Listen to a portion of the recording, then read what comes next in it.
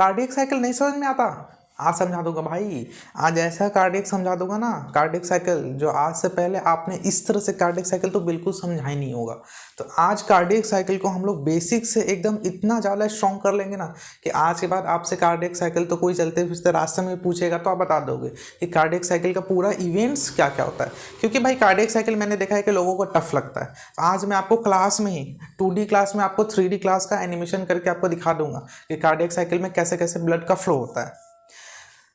चलिए आज हम लोग स्टार्ट करते हैं एक न्यू टॉपिक के बारे में, दैट इज कार्डियक साइकिल, जो कि हमारा ब्लड सर्कुलेटरी सिस्टम चल रहा था, उसमें हमारा नेक्स्ट टॉपिक है। सबसे पहले तो मैं आपसे एक बड़ा वाला सॉरी बोलना चाहूँगा, क्योंकि भाई उतने दिन से लेक्चर्स नहीं आ रहे थे। अप्रॉक्स 1 वीक हो गए मेरे ख्याल से, 1 वीक से लेक्चर्स नहीं आ रहे थे। वो एक्चुअली मैं एक प्रॉब्लम फंस गया था जिसकी वजह से मैं लेक्चर्स को रिकॉर्ड नहीं कर पा रहा था। उसके लिए मैं आपसे माफ़ी मांगना चाहूँगा। लेकिन फ्रॉम नाउ हम लोग डेली वीडियो लेक्चर्स अपलोड किया करेंगे। अगर डेली नहीं हो पाया तो अल्टरनेटिवली तो हम लोग करेंगे ही करेंगे वीडियो अपलोड, उसमें तो कोई डाउट नहीं है। कोशिश करें कि डेली ही वीडियोस को अपलोड किया जा सके, क्योंकि वीडियोस का लेंथ मैंने इंक्रीज़ कर दिया, जिसके वजह से शूट करने में मुझे काफ़ी टाइम लग जाता है, फिर एडिट करना होता है। तो डेली अगर नहीं भी हो पाया तो मैं अल्टरनेटली आपको वीडियो लेक्चर अपलोड कर दूंगा। चलो आज हम लोग स्टार्ट करते हैं कार्डियक साइकिल के बारे में। कार्डियक साइकिल समझने से पहले हम लोग को एक छोटे छोटे स्टेप्स को समझना पड़ेगा, मतलब छोटे छोटे टॉपिक्स को समझना पड़ेगा। जैसे सबसे पहला टॉपिक है हार्ट बीट और हार्ट रेट क्या होता है, समझो। क्योंकि हमारा जो हार्ट है आपको पता होगा कि सेल्फ कॉन्ट्रैक्शन और सेल्फ रिलैक्सेशन कर रहा है, मतलब खुद ही कॉन्ट्रैक्ट कर रहा है, खुद ही रिलैक्स कर रहा है, और ये अल्टरनेट वे में हो रहा है, कॉन्ट्रैक्ट रिलैक्स, कॉन्ट्रैक्ट रिलैक्स। तो ये जो कॉन्ट्रैक्शन और रिलैक्सेशन है, कॉन्ट्रैक्शन को हम लोग और क्या बोलते हैं बताओ, सिस्टोल, और रिलैक्सेशन को और हम लोग क्या बोलते हैं, डायस्टोल। तो वन कंप्लीट फेनोमेना जिसमें कि पूरा हार्ट कॉन्ट्रैक्ट कर गया और पूरा हार्ट एक बार रिलैक्स कर गया, इस पूरे फेनोमेना को हम लोग क्या बोलते हैं, हार्ट बीट बोलते हैं। तो हार्ट बीट में 1 टाइम सिस्टोल होता है of atria and ventricle and 1 time diastole होता है ऑफ एट्रिया एंड वेंट्रिकल। तो देखो हार्ट रेट क्या होता है, सॉरी हार्ट बीट क्या होता है, जिसमें एक बार सिस्टोल होगा और एक बार डायस्टोल होगा, मतलब 1 systole of atria plus ventricle and 1 diastole of atria plus ventricle. इस पूरे फिनोमेना को हम लोग क्या बोलते हैं, हार्ट बीट बोलते हैं। और एक हार्ट बीट में अप्रॉक्स 0.8 सेकेंड का टाइम लगता है, ठीक है, 1 हार्ट बीट में। हार्ट रेट का बात करें तो हार्ट रेट क्या है, हार्ट बीट पर मिनट, यानी कि 1 मिनट में, दैट इज 60 सेकेंड में हमारा हार्ट कितने बार 1 हार्ट बीट को कंप्लीट कर पा रहा है, यानी सिस्टोल और डायस्टोल एक कंप्लीट फेनोमेना कितने बार कंप्लीट हो पा रहा है। इसी चीज़ को हम लोग बोलते हैं हार्ट रेट, ठीक है। ये क्या हो गया, हार्ट रेट। हार्ट रेट की बात करें तो इसका कितना हो जाता है, 72 टाइम्स पर मिनट, यानी कि 1 मिनट में हमारा हार्ट जो है वो 72 टाइम्स बीट कर जाता है, यानी 72 times systole and 72 times diastole. ये 72 कैसे आया आप कैलकुलेट भी कर सकते हो। 1 हार्ट बीट में 0.8 सेकेंड लग रहा है, तो 60 सेकेंड में कितना होगा, तो 60 डिवाइडेड बाई 0.8, जिसका वैल्यू 72 आ जाएगा। तो 72 बीट्स पर मिनट ये होता है हार्ट बीट एक अडल्ट ह्यूमन के अंदर। अगर हम लोग रेंज का बात करें तो रेंज अप्रॉक्स कितना हो जाएगा, 70 to 75 बीट्स पर मिनट। क्योंकि देखो बच्चों में क्या होता है कि हार्ट बीट फास्ट होता है तो हार्ट रेट इंक्रीज हो जाता है, वही अगर सीनियर सिटीजन्स का देखें तो वहाँ पर हार्ट बीट स्लो होता है जिसकी वजह से हार्ट रेट डिक्रीज हो जाता है। तो एक रेंज का अगर हम लोग बात करें पूरे ह्यूमन बींग के अंदर तो 70 to 75 beats per minute heart rate होता है। जो हम लोग डॉक्टर्स के यहाँ जाते हैं दिखाने के लिए तो वो हमारा इस तरह से नर्व्स को टच करके और घड़ी को देख करके पल्स रेट चेक करते हैं। तो अब तो मशीन भी आ गया पल्स रेट चेक करने वाला। तो वो पल्स रेट एक्चुअली किस चीज़ को चेक करता है, वो पल्स रेट हार्ट रेट को चेक करता है कि 1 मिनट में दैट इज 60 सेकेंड में हमारा हार्ट कितने बार बीट कर जा रहा है, ठीक है। अच्छा हार्ट रेट जो है वो एनिमल के साइज के एंटी प्रोपोर्शनल होता है। जैसे जो एनिमल छोटा है उसके अंदर हार्ट रेट ज़्यादा होगा, यानी पर मिनट ज़्यादा टाइम्स हार्ट बीट होगा, और जो एनिमल बड़ा है उसके अंदर हार्ट रेट कम होगा, यानी कि कम number of times of heart beat वहाँ पर हम लोग को सुनाई देगा पर मिनट। जैसे देखो एम्ब्रियो का बात करें, यानी कि जब ह्यूमन बींग या कोई भी ऑर्गेनिज्म एम्ब्रियो के स्टेज में होता है तो उसके अंदर 140 बीट्स पर मिनट होता है। ये क्या है, ये हार्ट रेट है। जब वही एम्ब्रियो चाइल्ड में कन्वर्ट हो जाता है तो उसके अंदर हार्ट रेट हो जाता है 100 टाइम्स, और जब वो चाइल्ड एडल्ट में कन्वर्ट हो जाता है तो वहाँ पर हो जाता है 72 बीट्स पर मिनट, जो कि मैंने आपको बताया एक एडल्ट ह्यूमन के अंदर इतना पाया जाता है। जैसे देखो एक एलिफेंट का मैंने एग्जांपल लिया है कि एलिफेंट का साइज बहुत बड़ा है, तो साइज के एंटी प्रोपोर्शन देखो आप हार्ट रेट जो है वो काफ़ी कम है, सिर्फ 20 to 25 बीट्स पर मिनट ही है। तो वही बात मैंने अभी आपको बताया कि जितना छोटा होगा ऑर्गेनिज्म उसके अंदर हार्ट रेट उतना ही ज़्यादा होगा। अब ये कुछ कंडीशंस है, कभी कभी क्या होता है कि हार्ट रेट इंक्रीज हो जाता है, कभी कभी हार्ट रेट डिक्रीज हो जाता है। इसका बहुत सारे कारण हो सकता है कि हैवी एक्सरसाइज करने की वजह से हार्ट रेट इंक्रीज हो गया हो, या किसी डिजीज डिसऑर्डर की वजह से हार्ट रेट डिक्रीज हो गया हो, कुछ भी हो सकता है। तो हार्ट रेट का बात करें तो जनरली तो वो 72 बीट्स पर मिनट होता है एक अडल्ट ह्यूमन बींग के अंदर। लेकिन अगर वही हार्ट बीट या हार्ट रेट हम लोग बोल सकते हैं, हार्ट रेट 72 से इंक्रीज होकर के 100 और उससे भी ज़्यादा चला गया, तो ऐसे कंडीशन को हम लोग क्या बोलते हैं, टैकीकार्डिया। और जब वही हार्ट बीट 72 से डिक्रीज होकर के 60 या 60 से नीचे आ गया तो उसको हम लोग बोलते हैं ब्रैडीकार्डिया। बस ये एक कंडीशन है कि जब हार्ट रेट इंक्रीज होता है तो उसको हम लोग टैकीकार्डिया बोलते हैं, और जब हार्ट रेट डिक्रीज होता है तो उसको हम लोग ब्रैडीकार्डिया बोलते हैं। कारण देखो किस कारण की वजह से ये होता है। जैसे देखो टैकीकार्डिया का कंडीशन है सिंपैथेटिक नर्वस सिस्टम। आपको पता होगा ऑटोनोमस नर्वस सिस्टम का दो पार्ट है, सिंपैथेटिक नर्वस सिस्टम और पैरासिम्पैथेटिक नर्वस सिस्टम। ये दोनों एक दूसरे के एंटागोनिस्टिक काम करता है। अगर एक हार्ट बीट बढ़ा रहा है तो दूसरा हार्ट बीट घटाएगा, या कुछ भी फंक्शंस। अगर पहला जो है सिंपैथेटिक किसी चीज़ को बढ़ा रहा है तो पैरासिम्पैथेटिक उसको घटाएगा, मतलब एक दूसरे के अपोजिट काम करेगा। तो टैकीकार्डिया कंडीशन में सिंपैथेटिक नर्वस सिस्टम एक्टिवेट होता है, जो कि एंगर गुस्से के समय, फियर जब डर लग रहा हो उस समय, फाइट जब लड़ना हो। अच्छा ये तीनों काम कौन हार्मोन करता है बताओ, एड्रिनल ग्लैंड से रिलीज हुआ वो हार्मोन दैट इज एड्रिनलिन का फंक्शन होता है ये सारा चीज। यानी सिंपैथेटिक नर्वस सिस्टम एड्रिनलिन को रिलीज करा देगा, जिसकी वजह से टैकीकार्डिया वाला कंडीशन हो जाएगा। या फिर बेसल मेटाबॉलिक रेट इंक्रीज हो जाए किसी कारण वजह से। बीएमआर का मतलब देखो आपको लिखवा देते हैं, बेसल मेटाबॉलिक रेट। ये बेसल मेटाबॉलिक रेट क्या होता है बताओ।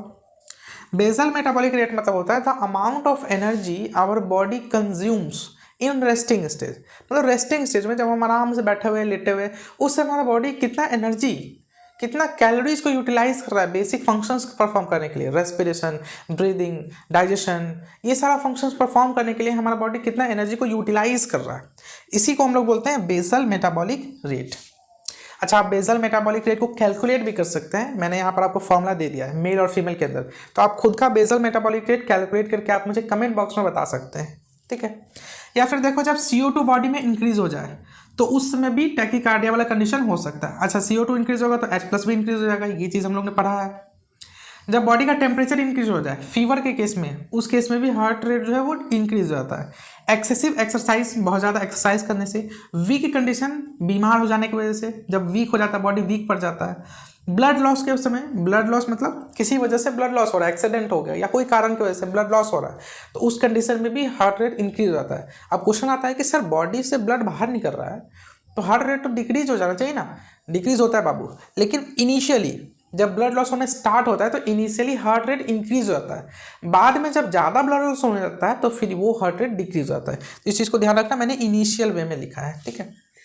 ब्रैडीकार्डिया का क्या कंडीशन हो सकता है, जैसे देखो सिंपैथेटिक और पैरासिम्पैथेटिक। सिंपैथेटिक अगर टैकीकार्डिया कर रहा है यानी हार्ट रेट को इंक्रीज करा रहा है, तो पैरासिम्पैथेटिक क्या करेगा, हार्ट रेट को डिक्रीज कराएगा। यहाँ पर एड्रिनलिन हार्मोन निकला था तो यहाँ पर नॉर एड्रिनलिन हार्मोन निकलेगा। टेम्परेचर वहाँ बढ़ा था तो यहाँ पर टेम्परेचर डिक्रीज हो जाएगा।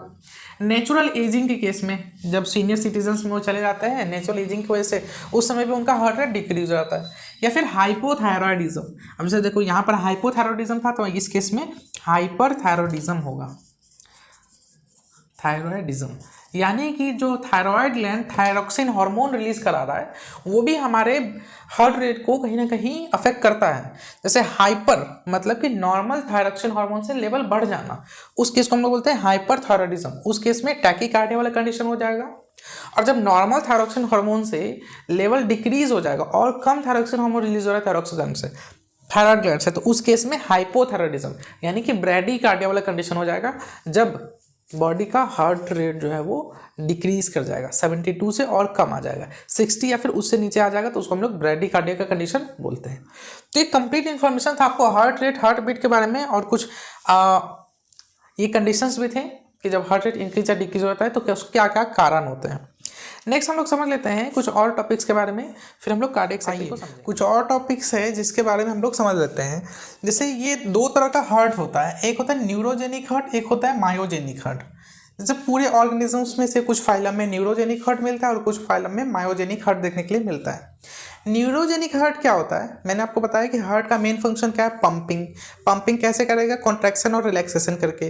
तो ये कॉन्ट्रैक्शन और रिलैक्सेशन किस तरह से वो जनरेट कर रहा है, इसके बेसिस पे हार्ट दो तरह का होता है। न्यूरोजेनिक हार्ट वो होता है जिसमें ये कॉन्ट्रैक्शन रिलैक्सेशन करने का जो सिग्नल आता है हार्ट के पास, कार्डियक मसल्स के पास, ये सिग्नल आता है नर्वस सिस्टम से, that is brain and spinal cord. वहाँ से अगर कोई सिग्नल आ रहा है कॉन्ट्रैक्ट या रिलैक्स करने के लिए, तो ऐसे हार्ट को हम लोग बोलेंगे न्यूरोजेनिक हार्ट। कुछ ऑर्गेनिज्म ये पाया जाता है, जैसे कुछ आर्थ्रोपोड्स में, जैसे कॉकरोच, इंसेक्ट्स, ये सब में पाया जाता है न्यूरोजेनिक हार्ट। और साथ में कुछ एनिलीड्स में भी पाया जाता है न्यूरोजेनिक हार्ट। देखो, impulse of heart beat, impulse मतलब क्या होता है, इलेक्ट्रिकल सिग्नल।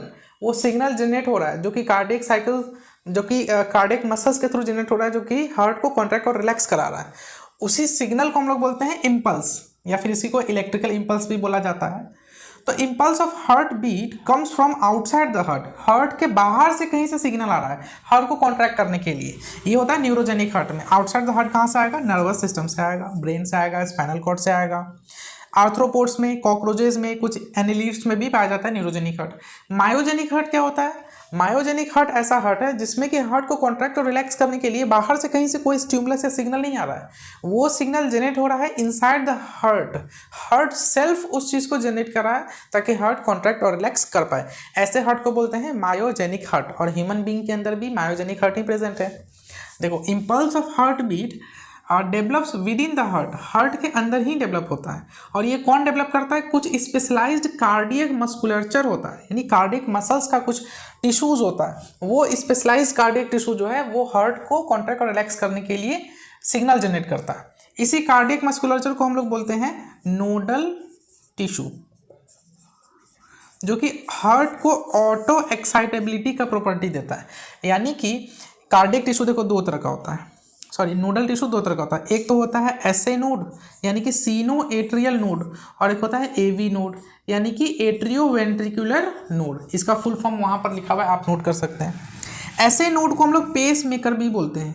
पेस मेकर क्यों बोलते हैं, क्योंकि यही ऐसे नोड वो मसल है, कार्डियक मसल है, जो कि ऑटो एक्साइटेबिलिटी हार्ट को प्रॉपर्टी प्रोवाइड कराता है, जो हार्ट को सेल्फ कॉन्ट्रैक्शन और रिलैक्सेशन करवाता है। तो जो इंपल्स जनरेट होगा हार्ट को कॉन्ट्रैक्ट करने के लिए, वो कौन जनरेट करेगा, वो ऐसे नोड जनरेट करेगा। ऐसे नोड है क्या, कार्डियक मसल्स का ही एक टिश्यू है जो कि ऑटो एक्साइट कर रहा है, इंपल्स को जनरेट कर रहा है, उसी को हम लोग बोलते हैं ऐसे नोड।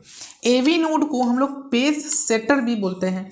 पेस सेटर क्यों बोलते हैं, क्योंकि ये रिदमिक कॉन्ट्रैक्शन को, हार्ट का जो कॉन्ट्रैक्शन और रिलैक्सेशन है, इसका रिदम को मेंटेन करके रखता है, इसीलिए इसको हम लोग एवी नोड या पेस सेटर भी बोलते हैं। ठीक है, और यही ऐसे नोड वो चीज़ है जिसकी वजह से हमारा जो हार्ट है वो मायोजेनिक हार्ट है, क्योंकि जो हार्ट रेट प्रोड्यूस हो रहा है 72 बीट्स पर मिनट, वो कौन प्रोड्यूस कर रहा है, वो ऐसे नोड के वजह से ही हार्ट खुद ब खुद ऑटो एक्साइटेबिलिटी प्रॉपर्टी है हार्ट के पास। ठीक है, कि वो खुद से कॉन्ट्रैक्ट और रिलैक्स कर सकता है, यानी कि हमारे हार्ट को कॉन्ट्रैक्ट या रिलैक्स करने के लिए ब्रेन से कोई सिग्नल नहीं आता है। हाँ, कुछ ऐसा प्रॉपर्टीज है जिसकी वजह से कॉन्ट्रैक्शन रिलैक्सेशन के जो इवेंट है उसको हम लोग कंट्रोल कर सकते हैं, मतलब हम लोग नहीं कंट्रोल कर सकते हैं, वो नेचुरली कभी टैकीकार्डिया कंडीशन होता है, कभी ब्रैडीकार्डिया कंडीशन हो सकता है, लेकिन वो मतलब नॉर्मल कंडीशन नहीं है। नॉर्मल कंडीशन में हमारा हार्ट जो है खुद ब खुद ही कॉन्ट्रैक्ट और रिलैक्स करता है।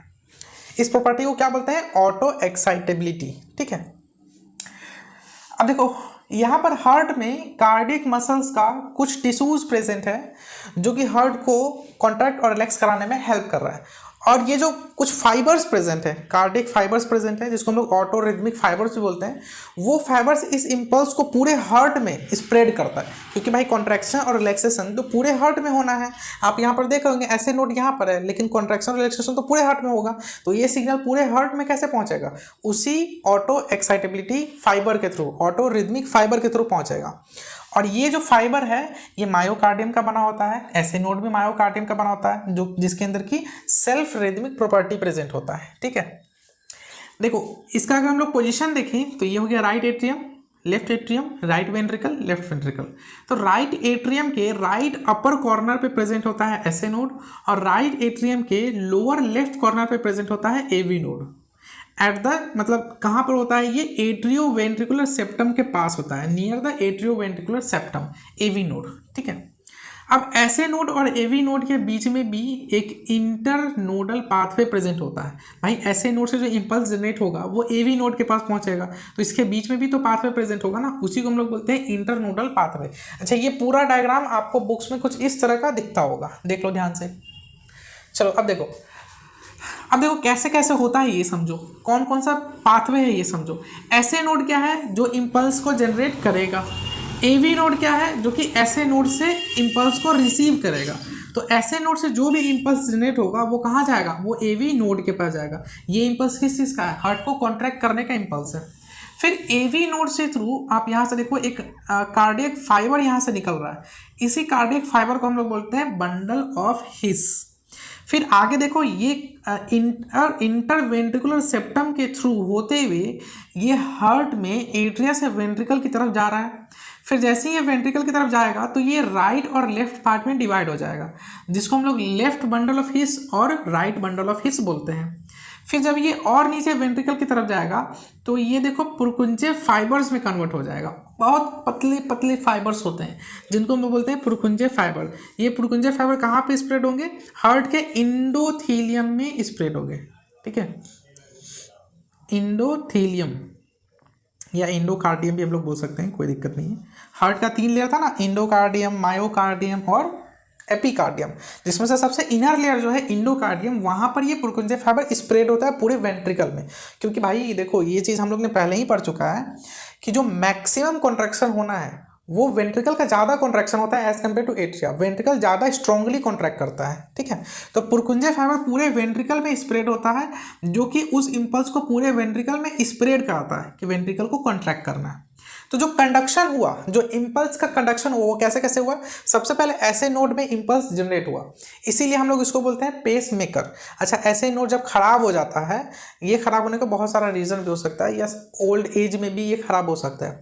उस केस में आर्टिफिशियल पेस मेकर को लगाया जाता है, जो कि सेम फंक्शन करता है जो एसए नोड करता है, इंपल्स को जनरेट करना। क्योंकि इंपल्स जनरेट नहीं होगा तो कार्डियक साइकिल ही नहीं चलेगा, तो इंसान का डेथ हो जाएगा। तो देखो सबसे पहले एसए नोड में इंपल्स का जनरेशन हुआ, फिर वो गया इंटरनोडल पाथवे यानी कि यहाँ से यहाँ तक, फिर वो गया एवी नोड में जिसको हम लोग पेस सेटर भी बोलते हैं।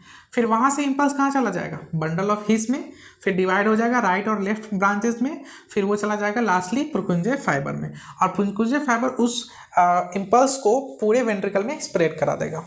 अच्छा, ये समझो ये जो स्पीड ऑफ कंडक्शन है ये मैक्सिमम कहाँ पे होता है, मतलब फास्ट स्पीड ऑफ कंडक्शन कहाँ पे होता है, पुरकुंजे फाइबर में, और सबसे स्लोएस्ट स्पीड ऑफ कंडक्शन कहाँ पे होता है, एवी नोड में। अच्छा, ये अच्छी बात भी है, एवी नोड जो है वो थोड़ा सा डिले करता है उस इम्पल्स को पास ऑन करने के लिए। ये डिले की वजह से ही, ये डिले क्यों होता है, ताकि जो एट्रिया है वो कंप्लीटली कॉन्ट्रैक्ट कर पाए बिफोर द वेंट्रिकुलर कॉन्ट्रैक्शन।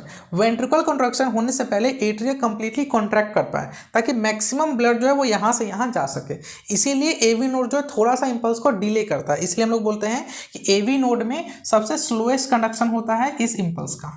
ठीक है, तो ये बेसिक मैंने आपको पूरा स्ट्रक्चर समझा दिया है। अब हम लोग कार्डियक साइकिल पढ़ने के लिए एकदम रेडी है। तो नेक्स्ट हम लोग कार्डियक साइकिल को पढ़ते हैं, आप लोग ध्यान से समझिएगा। आइए नेक्स्ट हम लोग समझ लेते हैं कार्डियक साइकिल के बारे में। कार्डियक साइकिल क्या होता है, वो कंप्लीट इवेंट जो कि एक हार्ट बीट में होता है, यानी कि 1 systole of atria and ventricle and 1 diastole of atria and ventricle. इस पूरे इवेंट को हम लोग बोलते हैं कार्डियक साइकिल। सिस्टोल का मतलब मैं बता दूं कॉन्ट्रैक्शन, और डायस्टोल का मतलब रिलैक्सेशन।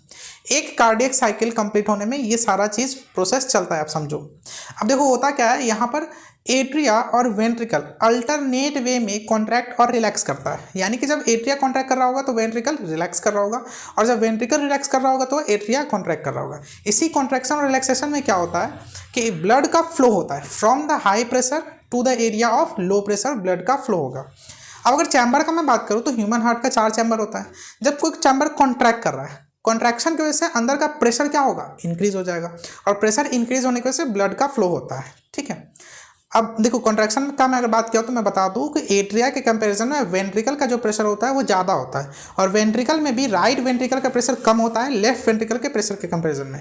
लेफ्ट वेंट्रिकल का प्रेशर ज़्यादा होता है क्योंकि लेफ्ट वेंट्रिकल को एओर्टा के थ्रू ब्लड को पूरे बॉडी में पंप करना होता है, तो ज़्यादा प्रेशर वहाँ पर जनरेट होता है। हालांकि अमाउंट ऑफ ब्लड फ्लोन पर मिनट दोनों वेंट्रिकल में सेम ही होता है, बस प्रेशर का अंतर है। अब हार्ट रेट का मैं बात करूँ तो हार्ट रेट मतलब क्या होता है, number of heart beat per minute, एक मिनट में कितना हार्ट बीट हुआ, जो कि अप्रोक्स 72 टाइम्स पर मिनट होता है इन अडल्ट ह्यूमन बीइंग। तो अगर 72 टाइम्स पर मिनट अगर हार्ट रेट है तो इस केस में कार्डियक साइकिल का ड्यूरेशन क्या हो जाएगा, 0.8 सेकेंड।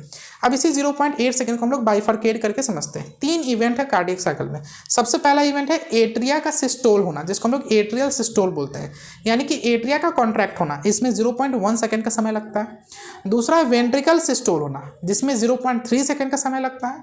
और तीसरा वेंट्रिकल का रिलैक्स होना, यानी कि कंप्लीट डायस्टोल, इसमें 0.4 सेकेंड का टाइम कवर होता है। अब हम लोग डिटेल में समझते हैं। देखना, अब इमेजिन करना जो भी चीज़ मैं बताना चाह रहा हूँ। मान लो कि ये मेरा हार्ट है, ठीक है। मेरे हार्ट में ये दो, ऊपर हो गया एट्रिया और नीचे हो गया वेंट्रिकल। ये हो गया right atria, right ventricle, left atria, left ventricle. Right atria में क्या आएगा, डीऑक्सीजनेटेड ब्लड आएगा from 3 blood vessel, that is superior vena cava, inferior vena cava and coronary sinus. Left atria में ब्लड आएगा फ्रॉम पल्मोनरी वेन, जो कि oxygenated blood को lungs से लेकर के आएगा, ठीक है। तो अब देखो क्या होगा, सबसे पहले एट्रिया सिस्टोल होगा। एट्रिया का कैसा सिस्टोल होता है ये समझो, यानी एट्रिया कॉन्ट्रैक्ट कैसे करेगा। एक बात ध्यान रखो, जब एट्रिया कॉन्ट्रैक्ट करेगा तो वेंट्रिकल रिलैक्स करेगा इस समय। तो सबसे पहले होता है डीपोलराइजेशन। डीपोलराइजेशन मतलब क्या होता है, depolarisation is a process in which electrical signals are carried out in cardiac muscles so that it can contract, ताकि वो कॉन्ट्रैक्ट कर सके। तो सबसे पहले एक्शन पोटेंशियल जनरेट होता है। एक्शन पोटेंशियल मतलब वही नर्व इंपल्स जनरेट होता है। कहाँ से जनरेट होता है, हमारा हार्ट का पेस मेकर उसको जनरेट करता है, जो कौन है, ऐसे नोड, यानी सीनो एट्रियल नर्व, सीनो एट्रियल नोड, वो जनरेट करेगा एक्शन पोटेंशियल को, जो कि फिर एवी नोड में जाएगा, फिर वो पूरे हार्ट में उस तरह से स्प्रेड कर देगा पूरे वेंट्रिकल में। तो जैसे ही डीपोलराइजेशन हुआ ऐसे नोड का, वो डीपोलराइजेशन स्प्रेड हो जाएगा पूरे एट्रिया में, जिसकी वजह से एट्रिया कॉन्ट्रैक्ट करेगा। जब एट्रिया कॉन्ट्रैक्ट करेगा, दोनों एट्रिया साथ में कॉन्ट्रैक्ट करेगा, उस समय एट्रिया का प्रेशर इंक्रीज हो जाएगा। प्रेशर इंक्रीज होने की वजह से एट्रिया में जो भी ब्लड है वो फोर्सफुली उसको नीचे की तरफ प्रेस किया जाएगा कि ब्लड नीचे वेंट्रिकल की तरफ जाए। जैसे ही प्रेशर एक लिमिटेड अमाउंट से ज़्यादा हो जाएगा, जो एट्रियो वेंट्रिकल वल्व है, राइट में ट्राइकस्पिड और लेफ्ट में बाइकस्पिड, ये दोनों ओपन हो जाएगा और ब्लड कहाँ से कहाँ चला जाएगा, high pressure to low pressure, यानी कि एट्रिया टू वेंट्रिकल चला जाएगा। तो राइट एट्रिया से राइट वेंट्रिकल में गया डीऑक्सीजनेटेड ब्लड, और लेफ्ट एट्रिया से लेफ्ट वेंट्रिकल में गया ऑक्सीजनेटेड ब्लड, ठीक है। अब इस समय देखो क्या होगा कि एट्रिया से वॉल्यूम ऑफ ब्लड जो कि वेंट्रिकल में गया इस समय वो होता है 25 ml, और वेंट्रिकल में पहले से ही 105 यानी 105 ml ब्लड पहले से ही प्रेजेंट होता है। ये ब्लड कहाँ से आया हम लोग कार्डियक साइकिल के एंड में समझेंगे। तो अब टोटल वेंट्रिकल में कितना ब्लड हो गया, 25 ml जो एट्रिया से गया प्लस 105 ml जो पहले से प्रेजेंट था, दोनों को ऐड करेंगे तो कितना हो जाएगा, 130 ml ब्लड, यानी कि वेंट्रिकल में अब 130 ml ब्लड प्रेजेंट है। इसी अमाउंट को हम लोग बोलते हैं एंड डायस्टोलिक वॉल्यूम, यानी कि जब वेंट्रिकल का डायस्टोल का एंड हुआ, जब एट्रिया का सिस्टोल एंड होगा तो उस समय वेंट्रिकल का डायस्टोल का एंड होगा। तो इस समय वेंट्रिकल में जो ब्लड है उसको हम लोग बोलेंगे एंड डायस्टोलिक वॉल्यूम, जो कि 130 ml ऑफ ब्लड है। इस चीज़ को ध्यान रखना, फिर हम लोग रिपीट करेंगे अभी। अब नेक्स्ट प्रोसेस होगा वेंट्रिकल का कॉन्ट्रैक्शन। तो जैसे ही action potential bundle of His के थ्रू होते हुए पुरकुंजे फाइबर के थ्रू पूरे वेंट्रिकल में स्प्रेड होगा, तो वो एक्शन पोटेंशियल क्या करेगा, वेंट्रिकल को कॉन्ट्रैक्ट कराएगा। जैसे ही वेंट्रिकल कॉन्ट्रैक्ट होना स्टार्ट होगा, वेंट्रिकल के अंदर प्रेशर इंक्रीज होगा, जो कि ब्लड का बैक फ्लो कराने का कोशिश करेगा। लेकिन वल्व प्रेजेंट है, वल्व का फंक्शन ही यही है ब्लड के बैक फ्लो को रोकना। जैसे ही वेंट्रिकल से ब्लड वापस एट्रिया में जाने की कोशिश करेगा, जो एट्रियो वेंट्रिकल वल्व था ट्राइकस्पिड और बाइकस्पिड, वो तुरंत से क्या हो जाएगा, क्लोज हो जाएगा। अब इसी closing of tricuspid and bicuspid valve की वजह से हमारा हार्ट का फर्स्ट साउंड सुनाई देता है, दैट इज लब। अच्छा, हार्ट जो है वो धक धक नहीं करता, मैं आपको बता दूं, हार्ट का साउंड होता है लब एंड डब। तो सबसे पहला साउंड जो जनरेट हुआ वो एट्रियो वेंट्रिकल वल्व के क्लोज होने की वजह से हुआ, that is tricuspid and bicuspid valve के क्लोजर होने की वजह से लब साउंड जनरेट हुआ। अब नेक्स्ट समझो, वेंट्रिकल के अंदर कॉन्ट्रैक्शन होगा, वेंट्रिकल का प्रेशर इंक्रीज होगा। वेंट्रिकल से ब्लड कहाँ जाएगा, पहले ये समझो। राइट वेंट्रिकल से ब्लड कहाँ जाएगा, पल्मोनरी वेन में, फिर वो लंग्स में लेके जाएगा। और लेफ्ट वेंट्रिकल से ब्लड कहाँ जाएगा, एओर्टा में। अब देखो क्या होगा कि एओर्टा में और पल्मोनरी वेन में जितना प्रेशर प्रेजेंट है, उससे जब ज़्यादा प्रेशर जनरेट हो जाएगा राइट और लेफ्ट वेंट्रिकल में, तो राइट और लेफ्ट वेंट्रिकल से ब्लड फ्लो हो जाएगा रिस्पेक्टिवली। जैसे राइट वेंट्रिकल से ब्लड कहाँ जाएगा, पल्मोनरी वेन में, और लेफ्ट वेंट्रिकल से ब्लड कहाँ जाएगा, एओर्टा में। तो जो प्रेशर जनरेट होता है, जो प्रेशर बिल्डअप होता है, वो प्रेशर मैं आपको बता देता हूँ कि जब राइट वेंट्रिकल का प्रेशर 20 mmHg से ज़्यादा हो जाएगा, तो राइट वेंट्रिकल और पल्मोनरी वेन के बीच में जो वल्व प्रेजेंट है, that is pulmonary semilunar valve, वो ओपन हो जाएगा। साथ ही लेफ्ट वेंट्रिकल और एओर्टा में लेफ्ट वेंट्रिकल का प्रेशर जब 80 mmHg से भी ऊपर चला जाएगा, तो लेफ्ट वेंट्रिकल और एओर्टा के बीच में जो वल्व प्रेजेंट है, that is aortic semilunar valve, ये भी ओपन हो जाएगा। दोनों काम सेम टाइम पे होगा। तो जैसे ही दोनों सेमीलूनर वल्व ओपन होगा, large amount of volume of blood, that is approx 70 millilitre blood ventricle से कहाँ जाएगा, पल्मोनरी वेन में और एओर्टा में चला जाएगा, 70 ml ब्लड। इसी 70 ml ब्लड को हम लोग बोलते हैं स्ट्रोक वॉल्यूम। तो स्ट्रोक वॉल्यूम क्या है, total amount of blood that is ventricle pump into right ventricle से जो पल्मोनरी वेन में गया और लेफ्ट वेंट्रिकल से जो एओर्टा में गया रिस्पेक्टिवली। इसी वॉल्यूम ऑफ ब्लड को हम लोग बोलते हैं स्ट्रोक वॉल्यूम। ठीक है, अब कितना वॉल्यूम बचा रह गया वेंट्रिकल में, 130 में से 70 माइनस कर दो तो 60 ml volume, 60 ml volume ventricle में बचा रह गया। इसी 60 ml वॉल्यूम को हम लोग क्या बोलते हैं, इन सिस्टोलिक वॉल्यूम। यानी कि जब वेंट्रिकल का सिस्टोल का एंड हो जाएगा, कॉन्ट्रैक्शन का जब एंड होगा, उस समय वेंट्रिकल में 60 ml वॉल्यूम बचा रहेगा। इसको हम लोग बोलते हैं एंड सिस्टोलिक वॉल्यूम। तो स्ट्रोक वॉल्यूम निकालने का ये भी फॉर्मूला होता है, and diastolic volume minus end systolic volume, that is 130 ml blood minus 70 ml blood, sorry 60 ml blood. तो स्ट्रोक वॉल्यूम हमारा निकल के आ जाता है 70 ml ब्लड। तो अब वेंट्रिकल का सिस्टोल होने लगा, वेंट्रिकल का प्रेशर इंक्रीज होने लगा। तो वेंट्रिकल से सारा ब्लड चला गया वेन्स में, चला मतलब जो भी ब्लड वेसल में जाना था उसमें चला गया। अब क्या होगा देखो, अब वेंट्रिकल का होगा रिलैक्सेशन। वेंट्रिकल का रिलैक्सेशन थर्ड प्रोसेस है जिसमें कि वेंट्रिकल रिलैक्स करेगा, वेंट्रिकल का प्रेशर डिक्रीज होगा। आप समझो ये बात, वेंट्रिकल का प्रेशर जब डिक्रीज हो रहा था, तो मान लो कि हम लोग एग्जांपल लेते हैं, एक मिनट, हम लोग एग्जांपल लेते हैं राइट वेंट्रिकल और पल्मोनरी वेन का एग्जांपल लेते हैं। ठीक है, तो अभी मैक्सिमम प्रेशर जनरेट हो गया था राइट वेंट्रिकल में, तो मैक्सिमम अमाउंट ऑफ ब्लड का फ्लो हो गया पल्मोनरी वेन में, that is 70 ml blood flow हो गया। उसके बाद वेंट्रिकल रिलैक्स करेगा, तो अब इसका प्रेशर धीरे धीरे डिक्रीज होने लगेगा। जब प्रेशर डिक्रीज होने लगेगा और प्रेशर इतना डिक्रीज हो जाएगा कि पल्मोनरी वेन के कंपैरिजन में भी प्रेशर डिक्रीज हो जाएगा, तो उस समय वापस से प्रेशर डिक्रीज होने की वजह से ब्लड का फ्लो किधर से किधर होगा, high pressure to low pressure, यानी कि वापस से ब्लड कहाँ आना चाहेगा, राइट वेंट्रिकल में आना चाहेगा। जैसे ही ये काम होगा वैसे ही क्या होगा, सेमीलूनर वाल्व क्लोज हो जाएगा, क्योंकि सेमीलूनर वाल्व बैक फ्लो को रोकता है, यूनिडायरेक्शन फ्लो ही करने देता है। तो दोनों ही सेमीलूनर वाल्व क्या होगा, क्लोज हो जाएगा। अब दूसरा साउंड सुनाई देगा हम लोग को हार्ट का, दैट इज डब। ये डब साउंड किस चीज़ की वजह से हुआ, क्लोजर ऑफ सेमीलूनर वाल्व की वजह से हम लोग को डब साउंड सुनाई देता है। ठीक है, अब देखो तीसरा प्रोसेस होगा एंड डायस्टोल, यानी कि पूरा हार्ट जो है रिलैक्स करेगा। इस समय क्या होगा, वेंट्रिकल का प्रेशर डिक्रीज होते होते होते इतना ज़्यादा डिक्रीज हो जाएगा कि एट्रिया में जितना प्रेशर है उससे भी कम प्रेशर वेंट्रिकल में हो जाएगा। अच्छा ये समझो, जिस समय वेंट्रिकल कॉन्ट्रैक्ट कर रहा था उस समय एट्रिया का फिलिंग चल रहा था, अब एट्रिया में ब्लड भरा हुआ है। जैसे ही वेंट्रिकल का प्रेशर एट्रिया से ज़्यादा कम होगा, वेंट्रिकल का जो एट्रिया और वेंट्रिकल के बीच में जो वल्व है ट्राइकस्पिड और बाइकस्पिड, ये फिर से ओपन हो जाएगा। लेकिन ये एक पैसिव प्रोसेस है, यहाँ पर कोई कॉन्ट्रैक्शन का जरूरत नहीं होता है। ये प्रेशर के ग्रेडियंट की वजह से, प्रेशर में चेंज होने की वजह से ये वल्व अपने आप ओपन हो जाता है। और जो ब्लड प्रेजेंट है एट्रिया में वो हाई रश के साथ, मतलब काफ़ी ज़्यादा बल्क में एक साथ ढेर सारा ब्लड जो है वो एट्रिया से वेंट्रिकल में पास ऑन हो जाता है। और लगभग 3/4 ऑफ ब्लड, यानी 3/4 amount of total ventricular blood जो है वो इस समय वेंट्रिकल में चला जाता है। तो मैंने आपको स्टार्टिंग में बताया था ना कि वेंट्रिकल में 105 ml ब्लड पहले से था, वो यहीं से गया है। मतलब रिलैक्सेशन के समय में एट्रिया से 105 ml ब्लड वेंट्रिकल में जाकर स्टोर हो गया। अब ये चीज़ होने के बाद वापस से कार्डियक साइकिल फिर से क्या हो जाएगा, फिर से स्टार्ट हो जाएगा। तो ये कंप्लीट प्रोसेस था कार्डियक साइकिल का। मैंने आपको काफ़ी डिटेल में बताने की कोशिश की है।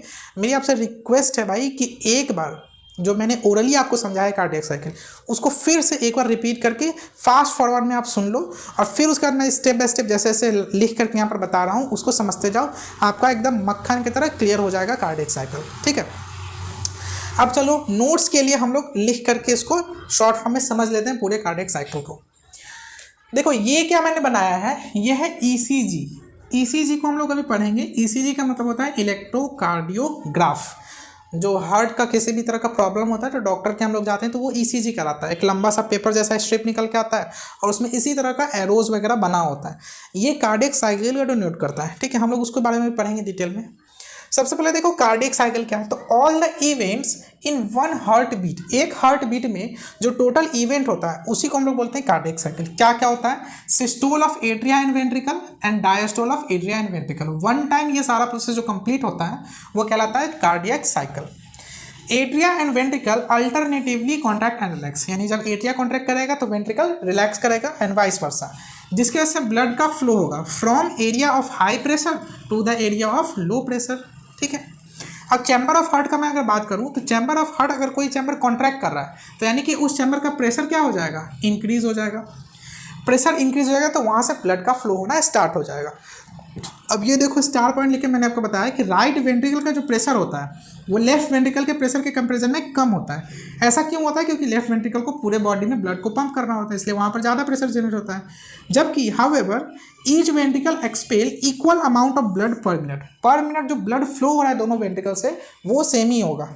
ठीक है, अब देखो when heart rate is 72 beats per minute, जब heart rate 72 beat per minute होगा उससे हमारा एक कार्डियक साइकिल का जो ड्यूरेशन होगा वो 0.8 सेकेंड होता है। अब इसको देखो कार्डियक साइकिल को हम लोग डिस्ट्रीब्यूट करके 3 इवेंट्स में पढ़ते हैं। सबसे पहला एट्रियल सिस्टोल जो कि 0.1 सेकेंड का होता है, दूसरा वेंट्रिकल सिस्टोल जो 0.3 सेकेंड का होता है, और तीसरा वेंट्रिकुलर डायस्टोल जो कि 0.4 सेकेंड का होता है। ये तीनों को हम लोग ऐड कर देंगे तो 0.8 सेकेंड का हमारा एक कार्डियक साइकिल कंप्लीट हो जाएगा। अब चलो ये तीनों प्रोसेस को मैं वन बाय वन करके आपको आइए कार्डियक साइकिल के सबसे पहले प्रोसेस को समझते हैं, दैट इज एट्रियल सिस्टोल। तो कार्डियक साइकिल स्टार्ट होता है, begins with atrial contraction. Atria के कॉन्ट्रैक्ट करने की वजह से कार्डियक साइकिल का इनिशिएशन हो जाता है। तो एट्रियल सिस्टोल जो कि सबसे पहला इवेंट है, इसमें कितना टाइम ड्यूरेशन लगेगा, 0.1 सेकेंड। एक बात ध्यान रखो, सेम टाइम पर, यानी जब एट्रियल सिस्टोल कर रहा होगा सेम टाइम पर वेंट्रिकल क्या कर रहा होगा, रिलैक्स कर रहा होगा या फिर डायस्टोल कर रहा होगा। इसलिए मैंने स्टार्टिंग में ही बताया था कि एट्रिया का कॉन्ट्रैक्शन और वेंट्रिकल का कॉन्ट्रैक्शन और रिलैक्सेशन ये सब चीज़ अल्टरनेट प्रोसेस है। ठीक है, सबसे पहले क्या होता है, डीपोलराइजेशन ऑफ एसे नोड। मैंने यहाँ पर डीपोलराइजेशन का आपको डेफिनेशन भी लिख करके दिया है कि आप डीपोलराइजेशन का मतलब गूगल पे कहीं ढूंढने मत जाओ, आपको यहीं पर मिल जाए।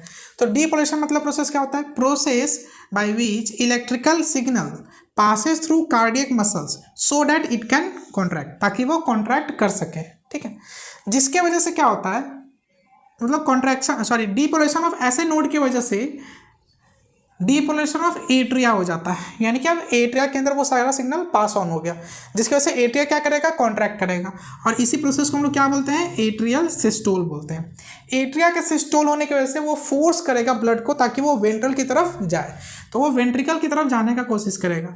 बीच में उसको क्या मिलेगा, ओपनिंग मिलेगा। उस ओपनिंग पे वल्व प्रेजेंट है, उस वल्व को हम लोग क्या बोलते हैं, एट्रियो वेंट्रिकुलर वल्व।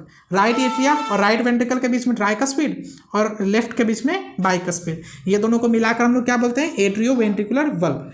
यानी forces blood through the opening atrio ventricle valve into the ventricle, यानी ब्लड को फोर्स करेगा ताकि वो वेंट्रिकल में पास ऑन हो। अब ये समझो, देखो क्या लिखा है, एट्रियल सिस्टोल कंट्रीब्यूट्स, यानी एट्रिया के सिस्टोल होने के वजह से टोटल अमाउंट ऑफ ब्लड जो कि वेंट्रिकल में गया वो कितना होगा, 25 ml ऑफ ब्लड जो कि वेंट्रिकल में जाएगा। जबकि वेंट्रिकल में समझो कि पहले से कितना ब्लड प्रेजेंट है, 105 ml, 105 ml ब्लड पहले से वेंट्रिकल में प्रेजेंट है, उसमें ये कंट्रीब्यूट कर रहा है 25 ml ब्लड। कौन कंट्रीब्यूट कर रहा है, एट्रियल सिस्टोल। तो अब टोटल ब्लड वेंट्रिकल में कितना हो जाएगा, 130 ml at the end of ventricular diastole, यानी कि जब एट्रिया का सिस्टोल एंड होगा उस समय वेंट्रिकल का डायस्टोल एंड हो जाएगा। इस समय क्या होगा कि वेंट्रिकल में टोटल 130 ml ब्लड प्रेजेंट होगा, और इसी 130 ml ब्लड को हम लोग क्या बोल रहे हैं, एंड डायस्टोलिक वॉल्यूम या फिर EDV बोलते हैं। इसको हम लोग फिर से भी आगे देखेंगे। अब ये समझो क्या लिखा है, एंड ऑफ एट्रियल सिस्टोल, जब एट्रिया का कॉन्ट्रैक्शन एंड होगा उस समय वेंट्रिकल का डायस्टोल यानी वेंट्रिकल का रिलैक्सेशन एंड हो जाएगा। यानी अब एट्रिया क्या करेगा, रिलैक्स करेगा, और वेंट्रिकल क्या करेगा, कॉन्ट्रैक्ट करेगा। तो नेक्स्ट प्रोसेस हम लोग समझ लेते हैं, जैसे वेंट्रिकुलर का सिस्टोल हम लोग को देखना हो। नेक्स्ट कार्डियक साइकिल का सेकेंड इवेंट है वेंट्रिकुलर सिस्टोल, यानी कि वेंट्रिकल अब कॉन्ट्रैक्ट करेगा। अच्छा, सेम टाइम पे एट्रिया क्या होगा, रिलैक्स होगा। अब एट्रिया रिलैक्स कर रहा है और वेंट्रिकल कॉन्ट्रैक्ट करेगा। इसमें अप्रॉक्स 0.3 सेकेंड का टाइम ड्यूरेशन लग जाता है। तो जैसे वहाँ पर डीपोलराइजेशन ऑफ एट्रिया हुआ था, यहाँ पर इनिशिएट होगा डीपोलराइजेशन ऑफ वेंट्रिकल, यानी वेंट्रिकल का डीपोलराइजेशन होगा। कैसे हुआ, एवी नोड में गया इम्पल्स, फिर वहाँ से बंडल ऑफ हीस में गया, फिर वहाँ से पुरकुंजे फाइबर में गया, और जो कि उस एक्शन पोटेंशियल को यानी इम्पल्स को पूरे वेंट्रिकल में स्प्रेड कर दिया, जिसकी वजह से वेंट्रिकल डीपोलराइज हो गया। और इसका कारण क्या है कि वेंट्रिकुलर कॉन्ट्रैक्शन होना, यानी कि वेंट्रिकल क्या होगा, कॉन्ट्रैक्ट करेगा। यहाँ सी छूट गया, वेंट्रिकल कॉन्ट्रैक्ट करेगा। और वेंट्रिकल के कॉन्ट्रैक्ट करने वाले प्रोसेस को ही हम लोग क्या बोलते हैं, वेंट्रिकुलर सिस्टोल बोलते हैं। वेंट्रिकुलर सिस्टोल होने की वजह से क्या होगा कि वेंट्रिकल के अंदर प्रेशर इंक्रीज होगा। जैसे ही वेंट्रिकल के अंदर प्रेशर इंक्रीज होगा, जैसे नीचे वेंट्रिकल है वहाँ पर प्रेशर इंक्रीज होगा, तो ब्लड को वापस से पुश करेगा कहाँ, एवी वल्व के अपोजिट। एवी वल्व जो कि एट्रिया से वेंट्रिकल में ब्लड को लेकर के आया था, जिसके थ्रू वो आया था ब्लड। तो अब जैसे ही प्रेशर इंक्रीज होगा, वो ब्लड वापस से क्या होगा, ऊपर की तरफ जाने की कोशिश करेगा। जैसे ही वो एट्रिया की तरफ जाने की कोशिश करेगा, जो वल्व प्रेजेंट है एट्रिया और वेंट्रिकल के बीच में, वो फटाक से क्या हो जाएगा, क्लोज हो जाएगा। देखो, push blood against atrio ventricular valve, ये अगर राइट साइड में है तो ट्राइकास्पिड, लेफ्ट साइड में है तो बाइकास्पिड। तो एट्रियो वेंट्रिकल वल्व फोर्स करेगा, जिसकी वजह से ये दोनों वल्व क्या हो जाएगा, शट हो जाएगा, बंद हो जाएगा। और इसी एट्रियो वेंट्रिकल वल्व के क्लोजर को ही हम लोग क्या बोलते हैं, लब साउंड वहाँ से क्रिएट होता है, जो कि हार्ट का पहला साउंड है। तो ये क्वेश्चन पूछा जाता है कि हार्ट का फर्स्ट साउंड क्यों क्रिएट होता है, तो वो एट्रियो वेंट्रिकुलर वल्व के क्लोजर की वजह से क्रिएट होता है। नेक्स्ट क्या होगा, 0.05 सेकेंड के लिए, अब ये चीज़ बुक्स वगैरह में नहीं लिखा हुआ है एनसीईआरटी में, मैं आपको बता रहा हूँ एक्स्ट्रा। 0.05 सेकेंड के लिए एक ऐसा समय आएगा जिस समय एट्रियो वेंट्रिकुलर वल्व भी क्लोज है और सेमी लूनर वल्व भी क्लोज है। ये काफ़ी कम ड्यूरेशन के लिए होता है। इसको हम लोग बोलते हैं आइसोवॉल्यूमेट्रिक कॉन्ट्रैक्शन। आइसोवॉल्यूमेट्रिक कॉन्ट्रैक्शन दो बार आएगा, एक तो अभी आया जिस समय चारों वल्व क्लोज है, और एक बार और आएगा कार्डियक साइकिल में जिसमें चारों वल्व क्लोज होगा हार्ट का। अच्छा, इस दौरान क्या होता है कि वेंट्रिकल से कोई भी ब्लड का फ्लो नहीं होता है, जिसकी वजह से वेंट्रिकल में ब्लड का वॉल्यूम कैसा रहता है, सेम रहता है। ये 0.05 सेकेंड के लिए। अब कॉन्ट्रैक्शन कंटिन्यू रहेगा और ज़्यादा वेंट्रिकल कॉन्ट्रैक्ट करेगा, जिसकी वजह से प्रेशर जो है वो शार्पली इंक्रीज हो जाएगा। वेंट्रिकल में प्रेशर शार्पली इंक्रीज हो जाएगा। वो प्रेशर कितना इंक्रीज होगा ये समझो। राइट वेंट्रिकल का प्रेशर अगर पल्मोनरी आर्टरी के प्रेशर से ज़्यादा हो गया, जो कि अप्रॉक्स 20 mmHg होता है, और लेफ्ट वेंट्रिकल का प्रेशर एओर्टा के प्रेशर से ज़्यादा हो गया, जो कि अप्रॉक्स 80 mmHg होता है। मैंने आपको पहले ही बताया था कि लेफ्ट वेंट्रिकल का प्रेशर ज़्यादा होता है as compare to right ventricle. तो जब ये कंडीशन आएगा उस समय क्या होगा कि दोनों सेमी लूनर वल्व ओपन हो जाएगा और ब्लड का फ्लो होना स्टार्ट हो जाएगा, राइट वेंट्रिकल से पल्मोनरी वेन में और लेफ्ट वेंट्रिकल से एओर्टा में, पल्मोनरी आर्टरी में। इसी को हम लोग बोलते हैं वेंट्रिकुलर इजेक्शन। यानी इस समय जैसे ही सेमी लूनर वल्व ओपन हुआ, जैसे ही गेट खुला, ब्लड का फ्लो होना स्टार्ट हो गया। इसी को हम लोग बोलते हैं वेंट्रिकुलर इजेक्शन, यानी कि वेंट्रिकल से सारा ब्लड जो है वो इजेक्ट आउट हो रहा है। ठीक है, नेक्स्ट हम लोग आगे के प्रोसेस को देखें तो उसके बाद क्या होगा कि प्रेशर, वेंट्रिकल का प्रेशर और ज़्यादा धीरे धीरे इंक्रीज होता रहेगा। तो जब राइट वेंट्रिकल का प्रेशर इंक्रीज होते होते 20 to 30 mmHg पहुँच जाएगा, और लेफ्ट वेंट्रिकल का प्रेशर इंक्रीज होते होते अबाउट 120 mmHg पहुँच जाएगा। ये मैक्सिमम प्रेशर है जो वेंट्रिकल ऑक्यूपाई, मतलब वहाँ तक वो प्रेशर इंक्रीज हो जाता है। तो देखिए क्या होगा, जब मैक्सिमम प्रेशर पहुँच जाएगा उस समय तक क्या होगा, राइट वेंट्रिकल, जो हमारा राइट वेंट्रिकल है, वो 70 ml डीऑक्सीजनेटेड ब्लड को कहाँ इंजेक्ट कर देगा, पल्मोनरी आर्टरी में। और left ventricle 70 ml oxygenated blood को कहाँ इंजेक्ट कर देगा, एओर्टा में। देखिए मैंने आपको स्टार्टिंग में बताया था कि लेफ्ट वेंट्रिकल और राइट वेंट्रिकल का प्रेशर तो डिफरेंस होता है, लेकिन पर मिनट जो अमाउंट ऑफ ब्लड इजेक्ट होता है वो दोनों में सेम ही रहता है। ठीक है, तो देखो यहाँ पर क्या हुआ, at the end of ventricular systole, जब वेंट्रिकल का कॉन्ट्रैक्शन एंड होगा उस समय volume of blood remains in the each ventricle, कितना वेंट्रिकल में वॉल्यूम बचा रह जाएगा, तो कितना रह जाएगा 60 ml। 60 ml कैसा आया, 130 ml में से 70 ml चला गया, तो वेंट्रिकल में कितना बचा, 60 ml ही तो बचा।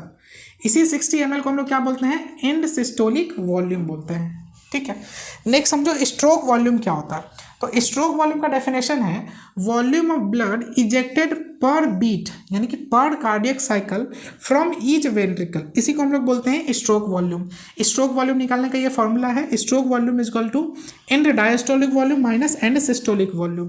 तो 130 माइनस 60 दैट इज 70 ml जो है वो स्ट्रोक वॉल्यूम होता है एक हेल्दी अडल्ट ह्यूमन बींग के अंदर।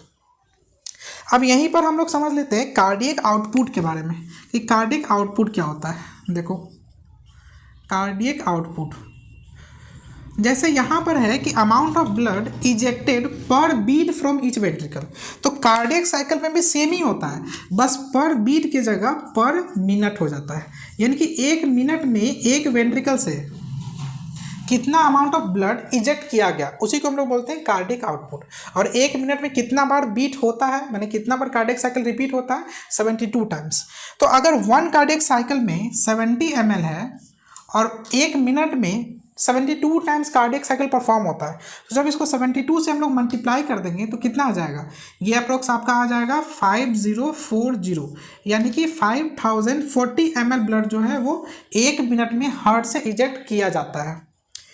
इसको हम लोग अप्रोक्स 5 लीटर बोल देते हैं, है ना।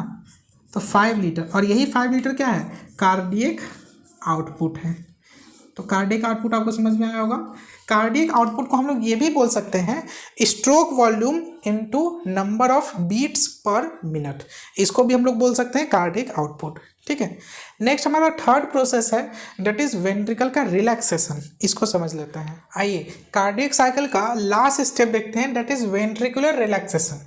इसी को हम लोग वेंट्रिकुलर सिस्टोल या फिर जॉइंट डायस्टोल भी बोलते हैं। जॉइंट डायस्टोल इसलिए बोलते हैं क्योंकि इस समय हार्ट का चारों चैम्बर जो है वो रिलैक्स्ड स्टेट में होता है, कोई कॉन्ट्रैक्ट नहीं कर रहा होता है, इसलिए इसको हम लोग जॉइंट डायस्टोल बोलते हैं। और एंड में सबका प्रेशर जो है, चारों चैम्बर का प्रेशर भी सेम हो जाता है। ये अप्रोक्स 0.4 सेकेंड कवर करता है टोटल कार्डियक साइकिल का। जैसे वहाँ पर वेंट्रिकल का डीपोलरेशन हुआ था, जहाँ पर वेंट्रिकल कॉन्ट्रैक्ट हुआ था, वैसे यहाँ पर वेंट्रिकल का रीपोलरेशन होगा जब वेंट्रिकल रिलैक्स करेगा, ठीक है। देखो क्या होगा, एज वेंट्रिकल रिलैक्स, जैसे ही वेंट्रिकल रिलैक्स करेगा तो प्रेशर जो है वो वेंट्रिकल का डिक्रीज कर जाएगा। देखो प्रेशर दो तरह से डिक्रीज हुआ, एक तो जो 130 ml ब्लड प्रेजेंट था उसका 70 ml ब्लड जो स्ट्रोक वॉल्यूम में चला गया, तो वैसे ही प्रेशर डिक्रीज हो गया। ऊपर से वेंट्रिकल का रिलैक्सेशन हो रहा है तो प्रेशर और ज़्यादा डिक्रीज हो जा रहा है। तो प्रेशर डिक्रीज होने की वजह से blood from aorta and pulmonary artery क्या चाहेगा, बैकवर्ड मूव करना चाहेगा toward lower pressure into the ventricle, जिसकी वजह से क्या होगा, सेमी लूनर वाल्व क्लोज हो जाएगा। दोनों ही semi lunar valve that is pulmonary semi lunar valve and aortic semi lunar valve close होगा। इसी सेमी लूनर वाल्व के क्लोज होने की वजह से सेकंड हार्ट का साउंड सुनाई देगा दैट इज डब। अच्छा ये कहीं पर डबल बी भी लिखा होता है, दोनों ही चलता है। तो dub sound second heart sound सुनाई देगा, जिसका कारण क्या है, closure of semi lunar valve, ठीक है।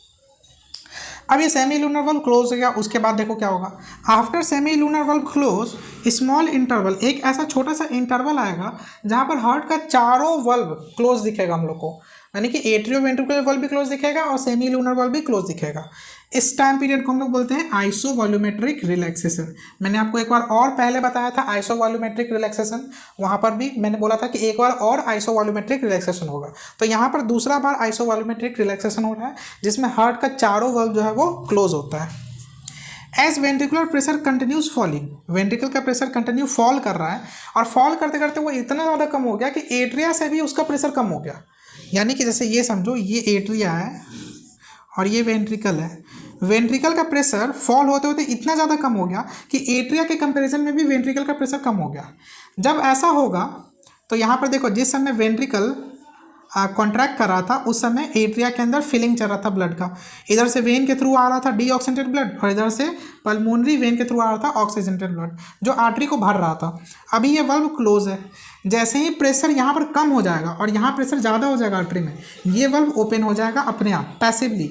इस वाल्व को दोबारा ओपन होने के लिए कोई कॉन्ट्रैक्शन का जरूरत नहीं है, ये प्रेशर के ग्रेडियंट की वजह से ये वाल्व अपने आप ओपन हो जाएगा और एट्रिया के अंदर जितना भी ब्लड प्रेजेंट था वो सारा ब्लड एक बार में रैपिड फ्लक्स होकर के वेंट्रिकल में चला जाएगा। इसी चीज़ को हम लोग बोलते हैं रैपिड इनफ्लो। जितना ब्लड था वो वेंट्रिकल के अंदर चला गया, लेकिन वल्व अभी भी ओपन ही है। तो जैसे जैसे ब्लड यहाँ पर आते जाएगा वेन के थ्रू, वैसे वैसे वो ब्लड कहाँ चला जाएगा, वेंट्रिकल में जाते जाएगा। तो एक बार में पहले ढेर सारा ब्लड चला गया, क्योंकि यहाँ पर बहुत सारा ब्लड स्टोर हो गया था। और जब सारा ब्लड चला गया और वल्व अभी भी ओपन है, तो जैसे जैसे यहाँ से ब्लड आते जाएगा वैसे वैसे यहाँ पर ये ब्लड चलते जाएगा। इस प्रोसेस को हम लोग बोलते हैं डायास्टेसिस। तो दो चीज़ हो रहा है, एक रैपिड इन्फ्लक्स हो रहा है और उसके बाद डायास्टेसिस हो रहा है। तो देखो, when ventricle pressure decreases as compare to atrial pressure, blood rush rapidly into ventricle. काफ़ी स्पीड में, काफ़ी तेज़ी से जो ब्लड है वो वेंट्रिकल में चला जाएगा। इसी को हम लोग बोलते हैं रैपिड इनफ्लो, और ये एक पैसिव प्रोसेस है। यहाँ कोई कॉन्ट्रैक्शन या कोई एक्शन पोटेंशियल का ज़रूरत नहीं है। इसके बाद क्या होगा, कंटिन्यू होगा, क्योंकि अभी भी वल्व ओपन है। तो blood from atria transfer into ventricle at the same rate at which they receive blood from the when. जैसे जैसे वो वेन से ब्लड को रिसीव करेगा वैसे वैसे वो वेंट्रिकल में भेजते जाएगा, डायरेक्ट एट्रिया से वेंट्रिकल में। इस समय एट्रिया में ब्लड स्टोर नहीं रहेगा, क्योंकि वल्व ओपन है। जैसे ही यहाँ पर आएगा ब्लड, वो चला जाएगा वेंट्रिकल में। इस प्रोसेस को हम लोग बोलते हैं डायास्टेसिस। ठीक है। अब इसके बाद एंड में क्या होगा कि जब, अब यहाँ पर देखो डायास्टेसिस के केस में चारों जो चैम्बर्स हैं उसका प्रेशर सेम हो जाता है और सभी रिलैक्स स्टेट में होता है, इसलिए हम लोग इसको बोलते हैं joint diastole. At the end of joint diastole क्या होगा, वेंट्रिकल में 3/4 of total blood, that is 105 ml blood यहाँ पर फिल हो जाएगा। और मैंने आपको बताया था कार्डियक साइकिल के स्टार्ट समय कि 105 ml वेंट्रिकल में ब्लड पहले से ही प्रेजेंट होता है। तो वो कहाँ से प्रेजेंट होता है ये आपको अब समझ में आ गया होगा। और फिर नेक्स्ट साइकिल यहाँ से फिर से स्टार्ट हो जाएगा और फिर से एट्रिया सिस्टोल करेगा, फिर वेंट्रिकल सिस्टोल करेगा, फिर जॉइंट डायस्टोल होगा। तो ये प्रोसेस कंटिन्यू चलता रहेगा। तो भाई अभी तक कार्डियक साइकिल आपको अच्छे से समझ में आ गया होगा मेरे ख्याल से। तो आप वीडियो को प्लीज़ लाइक कर दीजिएगा और एक अच्छा सा आप कमेंट बॉक्स में लिख सकते हैं। अच्छा, कमेंट्स पढ़ना मुझे काफ़ी अच्छा लगता है। कुछ कमेंट्स होते हैं जो मेरी तारीफ़ के लिए होते हैं, जो तो मुझे बहुत अच्छा लगता है, लेकिन उससे भी ज़्यादा अच्छा मुझे वो कमेंट लगता है जिसमें आप कोई क्वेश्चन पूछते हो या मुझे कोई सजेशन देते हो कि सर आपको ऐसे की जगह ऐसे करते तो ज़्यादा अच्छा रहता, या कोई क्वेश्चन पूछता है तो मुझे बहुत अच्छा लगता है उसका आंसर देना। तो आपको किसी भी तरह का कोई डाउट हो तो आप कमेंट बॉक्स में लिख सकते हो। अच्छा, कार्डियक साइकिल को कहीं कहीं पे किसी किसी बुक में कोई चार्ट्स के फॉर्म में, पाई चार्ट, फ्लो चार्ट के फॉर्म में भी दिया रहता है, तो उस पाई चार्ट को भी हम लोग समझ लेते हैं। आइए कार्डियक साइकिल से रिलेटेड कुछ और पॉइंट्स है उसको हम लोग देख लेते हैं। जैसे अगर वेंट्रिकुलर फिलिंग का बात करें, यानी कि वेंट्रिकल में जो फिलिंग हो रहा है उसका अब हम लोग बात करें तो 3 तरह का फिलिंग है। सबसे पहले तो फिलिंग है एट्रियल सिस्टोल, यानी कि एट्रिया के कॉन्ट्रैक्ट होने की वजह से जो वेंट्रिकल फिल हो रहा है उसके वजह से पूरे वेंट्रिकल का फिलिंग का 30% जो ब्लड है वो एट्रियल सिस्टोल के कारण 30% ब्लड वेंट्रिकल में फिल हो जाता है। ये प्रोसेस एक्टिव है क्योंकि यहाँ पर एक्शन पोटेंशियल जनरेट होने के कारण एट्रिया कॉन्ट्रैक्ट कर रहा है, जिसकी वजह से फिलिंग हो रहा है, और रैपिड है यानी स्पीड में फ्लो हो रहा है ब्लड का। सेकेंड है रैपिड इनफ्लो, जो कि हमारा कार्डियक साइकिल का third step, that is ventricular relaxation period में रैपिड इनफ्लो होता है। रैपिड इनफ्लो के कारण 65% total amount of blood ventricle में फिल हो जाता है। ये एक पैसिव प्रोसेस है और रैपिड है।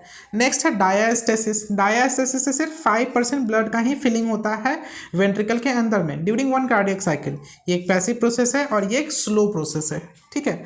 हार्ट साउंड का अगर मैं बात करूं तो हार्ट साउंड में आप देखेंगे ये स्पेलिंग यहाँ गलत लिखा गया है, DUP होता है, लब डुप, यहाँ पर भी DUP होगा। तो देखो हार्ट साउंड का बात करें तो सबसे पहला जो हार्ट साउंड है लब, जो कि 0.15 सेकेंड का होता है। लब साउंड क्यों जनरेट होता है? Due to the closure of atrioventricular valve, that is tricuspid and bicuspid valve. ये कब होता है? At the starting of ventricular systole. ठीक है, या फिर हम लोग ऐसा भी बोल देते हैं कि at the end of atrial systole. फिर नेक्स्ट देखो क्या है, नेक्स्ट साउंड है डब साउंड। डुप साउंड कब प्रोड्यूस होता है? डुप साउंड सेकेंड हार्ट का साउंड है जो कि 0.1 सेकेंड के लिए होता है। ये प्रोड्यूस क्यों होता है? ये प्रोड्यूस होता है due to the closure of semilunar valve. Semilunar valve के क्लोजर की वजह से डुप साउंड का प्रोडक्शन होता है। आप देखोगे तो लब साउंड को प्रोड्यूस होने में 0.15 सेकेंड लग रहा है, जबकि डुप साउंड जो है वो 0.1 सेकेंड तक ही है। तो आप देखोगे तो ज़्यादा टाइम ड्यूरेशन कौन ले रहा है? डब। और डुप जो है वो काफ़ी कम टाइम ड्यूरेशन को ले रहा है। ठीक है। तो अच्छा, ये हार्ट साउंड को मेज़र करने के लिए एक हम लोग डिवाइस का यूज़ करते हैं। उस डिवाइस का क्या नाम है बताओ? सब लोग जानते ही होंगे, स्टेथोस्कोप। स्टेथोस्कोप से हम लोग हार्ट का साउंड को सुन सकते हैं। ठीक है। अब ये देखो, ये एक चार्ट है, ये डायग्राम के फॉर्म में आपको कहीं कहीं पे किसी किसी बुक्स में मिल जाता है, हम लोग इसको भी समझ लेते हैं। देखो यहाँ पर आपको दो सर्कल्स दिख रहा होगा, एक ये आउटर सर्कल और एक ये इनर सर्कल। आउटर सर्कल जो है वो एट्रिया में होने वाले चेंजेस को बता रहा है, जबकि इनर सर्कल जो है वो वेंट्रिकल में होने वाले चेंजेस को बता रहा है। टोटल कार्डियक साइकिल 0.8 सेकंड का होता है, तो हम लोग ने 8 पार्ट्स में इसको डिवाइड कर लिया है, 0.1, 0.2, मतलब हर एक फ्रैक्शन ऑफ सेकंड में क्या क्या चेंजेस आ रहा है इसको हम लोग देखेंगे। सबसे पहले एट्रिया का बात करें तो 0.1 पहला स्टार्टिंग का 0.1 सेकंड में एट्रिया का सिस्टोल होगा, यानी कॉन्ट्रैक्शन होगा। उसके बाद बाकी जितना भी सेकंड है 0.2 से लेकर के 0.8 सेकंड तक एट्रिया डायस्टोल करेगा, यानी रिलैक्स करेगा। अच्छा, वेंट्रिकुलर डायस्टोल के स्टार्टिंग में या फिर एट्रियल सिस्टोल के एंड में फर्स्ट साउंड का प्रोडक्शन होता है, दैट इज लब साउंड का। नेक्स्ट अगर हम लोग वेंट्रिकल का बात करें तो देखो 0.1 सेकेंड में जब एट्रिया सिस्टोल कर रहा है उस समय वेंट्रिकल क्या है, डायस्टोल यानी रिलैक्स स्टेट में, और जब एट्रिया डायस्टोल यानी रिलैक्स हो गया तो वेंट्रिकल का सिस्टोल स्टार्ट हो गया। तो 0.2 से लेकर के 0.4 सेकेंड तक यहाँ से यहाँ तक क्या हो रहा है, वेंट्रिकल का डायस्टोल, सॉरी वेंट्रिकल का सिस्टोल हो रहा है, यानी वेंट्रिकल कॉन्ट्रैक्ट कर रहा है। और वेंट्रिकल के सिस्टोल के एंड में, या फिर ऐसा हम लोग बोल सकते हैं कि वेंट्रिकल के डायस्टोल के स्टार्टिंग में डब साउंड का प्रोडक्शन होता है। डब साउंड जो है वो सेकेंड हार्ट का साउंड है, जो कि सेमी लूनर बल्ब के क्लोज होने की वजह से हम लोग को सुनाई देता है। फिर 0.5 से लेकर के 0.8 सेकेंड तक हम लोग देखेंगे तो यहाँ ये इसमें क्या है, कंप्लीट डायस्टोल। यहाँ पर क्या हो रहा है, कंप्लीट डायस्टोल, यानी कि यहाँ पर एट्रिया भी डायस्टोल कंडीशन में है और वेंट्रिकल भी डायस्टोल कंडीशन में है। इसी को हम लोग जॉइंट डायस्टोल भी बोलते हैं। तो इस तरह से भी आपको कार्डियक साइकिल एक्सप्लेन करना आना चाहिए ग्राफिकल फॉर्म में। तो कार्डियक साइकिल के बारे में मैंने कंप्लीट इन्फॉर्मेशन दे दिया, इससे ज़्यादा आपको जानने की ज़रूरत नहीं है। और आई होप कि कार्डियक साइकिल अब तो आपको बिल्कुल क्लियर हो ही गया होगा। अब कार्डियक साइकिल में कोई डाउट आपको नहीं बचा होगा, और डाउट होगा भी तो आप उसको कमेंट बॉक्स में लिख देना, मैं आपको बता दूंगा। नेक्स्ट कुछ और पॉइंट्स है ईसीजी के बारे में हम लोग समझिए। नेक्स्ट हम लोग समझ लेते हैं ईसीजी के बारे में। ईसीजी का फुल फॉर्म क्या होता है, इलेक्ट्रोकार्डियोग्राफ। ये इलेक्ट्रोकार्डियोग्राफ क्या है, मशीन है, जिस मशीन से चेक किया जाता है उस मशीन को बोलते हैं इलेक्ट्रोकार्डियोग्राफ। और वो मशीन एक ग्राफिकल रिप्रेजेंटेशन एक पेपर के ऊपर बना देता है। उस पेपर के ऊपर बने हुए ग्राफिकल रिप्रेजेंटेशन को हम लोग बोलते हैं इलेक्ट्रोकार्डियोग्राम। ठीक है, तो इलेक्ट्रोकार्डियोग्राफ और इलेक्ट्रोकार्डियोग्राम में अंतर है। देखो ग्राफ सुन के ऐसा लगता है कि ये पेपर होगा, लेकिन नहीं, ये मशीन है। और इलेक्ट्रोकार्डियोग्राम वो है जो पेपर पे हम लोग को निकल करके आता है। देखो ईसी जो है वो काफ़ी इंपॉर्टेंट रोल प्ले करता है मेडिकल डायग्नोसिस में। हार्ट से रिलेटेड डायग्नोसिस में ईसीजी काफ़ी सिग्निफिकेंट रोल प्ले करता है। ईसीजी का ये वेव होता है, अगर इस वेव से थोड़ा सा भी कोई अलग तरह का वेव आया तो वो कोई कार्डियक डिसऑर्डर या कोई कार्डियक डिजीज़ को डिनोट कर सकता है। आप लोग हॉस्पिटल्स में जाते होंगे, देखते होंगे, वहाँ पर एक मशीन लगा होता है, मॉनिटर लगा होता है, वहाँ पर पिप पिप पिप का साउंड आते रहता है। जब कोई पर्सन का डेथ हो जाता है, जब कार्डियक अरेस्ट हो जाता है तो उसका साउंड कुछ पी जैसा साउंड आने लगता है। तो वहाँ पर ऐसा कोई वेव नहीं बनता है, वो एक स्ट्रेट लाइन हो जाता है, यानी कि इंसान का डेथ हो चुका है। तो देखो इसमें क्या क्या होता है, इस वेव में 3 स्टेप्स है इस वेव का। सबसे पहला है पी वेव, दूसरा है QRS कॉम्प्लेक्स और तीसरा है टी वेव। तीनों का अलग अलग सिग्निफिकेंस है। जो कार्डियक साइकिल में हम लोग ने 3 स्टेप्स पढ़ा ना, वही 3 स्टेप्स को ये 3 डिनोट करता है। पी वेव का अगर मैं बात करूँ तो पी वेव डिनोट करता है डीपोलराइजेशन ऑफ एट्रिया या फिर एट्रियल सिस्टोल, जिसमें दोनों एट्रिया क्या करेगा, कॉन्ट्रैक्ट करेगा। फिर QRS कॉम्प्लेक्स क्या डिनोट करता है, QRS कॉम्प्लेक्स डिनोट करता है डीपोलराइजेशन ऑफ वेंट्रिकल, जिसमें कि दोनों वेंट्रिकल जो है वो कॉन्ट्रैक्ट करेगा।